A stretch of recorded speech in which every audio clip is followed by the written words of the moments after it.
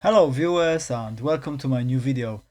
In today's video I would like to talk to you about some of my observations that I made when watching Glastonbury Festival in the UK. So this is supposed to be like the largest festival in the UK, or perhaps some people even say in the world. So it's really famous for those of you who don't know it. But effectively some of these observations that I've made, they've inspired me myself actually in terms of my own life act and how I might sort of adjust certain things, and how I might do things. And I actually really like watching other artists perform. And to be honest, that includes all genres. I'm not just kind of necessarily always just watching things within the genre or the genres that I'm particularly sort of listen to. But this is the key thing for me, that I can get some inspiration. I can actually inform what I do myself. I can see how it's done kind of at the big stage level, big artist level, and that kind of thing. So let me jump straight into that then. So my main observation that I wanted to talk to you about today is the amount of pre-recorded tracks used during some of these performances. So traditionally, the traditional approach would be that they, especially in sort of the type of scene that I've been in, that there always has to be like a full band performing live. So effectively, for example, if you had a three-piece band, that usually would be a drummer, a bass player, and a guitarist.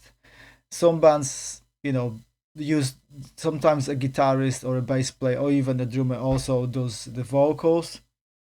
And some other bands say that there are bands that are four pieces with an extra vocalist on their own, without playing an instrument. And then you will find like five pieces bands equally as well, where you maybe have another guitarist and then a separate vocalist as well. So so there's a combination of these things, but usually, and the majority of the gigs I've ever been to, they've been like fully live gigs. So effectively, every single note that you hear is actually being performed in real time.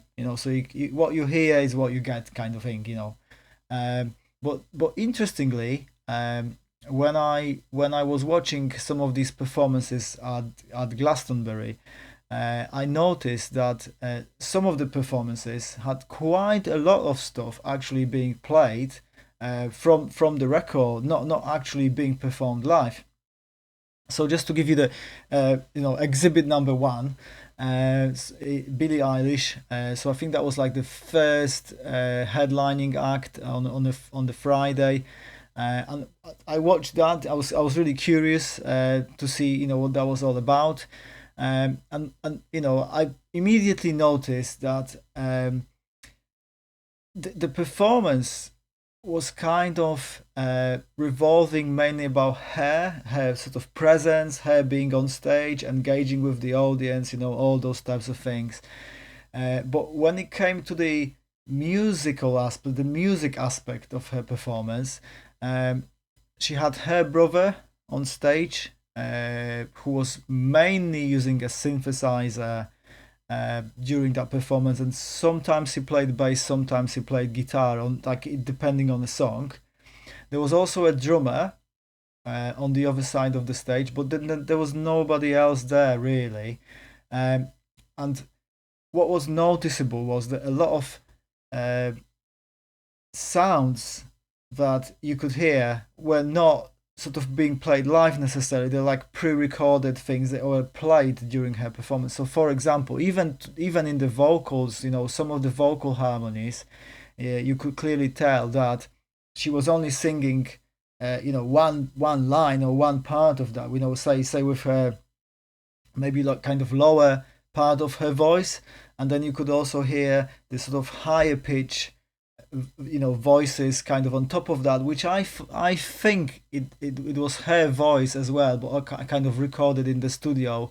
and in a few different octaves effectively, so you can hear that vocal harmony in the end. But it was definitely being used during her performance. And I also think that there was other sounds as well that were coming through that weren't necessarily being played live. Some of the bass sounds, some of the synth size, even though some of them were being played, some melodies. But again, you definitely had a lot of pre-recorded stuff being played in the background. And the next exhibit number 2, which I would like to call it like that, is the other headlining act from the Sunday performance, which was Kendrick Lamar, which effectively that went even further in that direction, because he effectively rapped all the way through his performance. And what was noticeable again was that he had dancers on stage, and who sort of danced with him just to kind of spice up his live show. But there was no musicians on stage whatsoever. So there was no band. It was just him, and on occasions actually it was just him on the stage and no one else, no dancers, nobody else.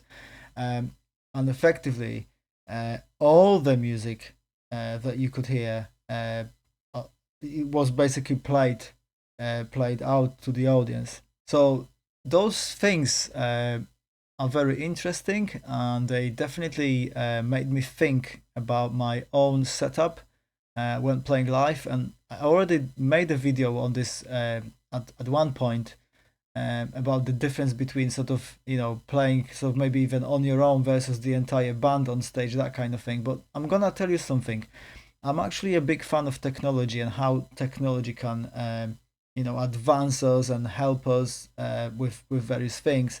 And ideally, yes, that would be a perfect case scenario would be if I could have the entire band on stage. But I've for some time now I've been playing with a fantastic bass player, Will Atkinson, and I'm sure you've seen me doing a video with him when we played my track called Nostalgia, and that's been going really well. But I've advertised for some drummers. I had a drummer before who came for a couple of rehearsals, but unfortunately, due to his circumstances, he couldn't carry on playing with me. So when it comes to my musical journey, I am really keen on starting to play live, to present this album that I've released actually at some live shows, play them to people. But I started thinking to myself, is this really should I really see this as a barrier or as limitation? The fact that I haven't got a drummer right now, okay, and maybe for some of the tracks as well, maybe I could do with a second guitarist, because there's some guitar layers that I recorded, and I won't be able to play all of that live. There is of course a possibility of using a loop pedal, for example, so I could maybe stand on stage, record one layer, then another layer, then another layer on top of that, and kind of mix that up like that. And that's another option, and it's there. But for me, in order to play these tracks and present them in a way how I want them to be presented, I think that I could successfully use some of the pre-recorded tracks, some of the drums in some tracks, in some other tracks, even some guitar, some of my own guitar parts that I laid down, and then just play, say, the main guitar part myself live, plus add the vocal, and of course will be playing bass as well. So I'm going to sort of remove the bass from the equation.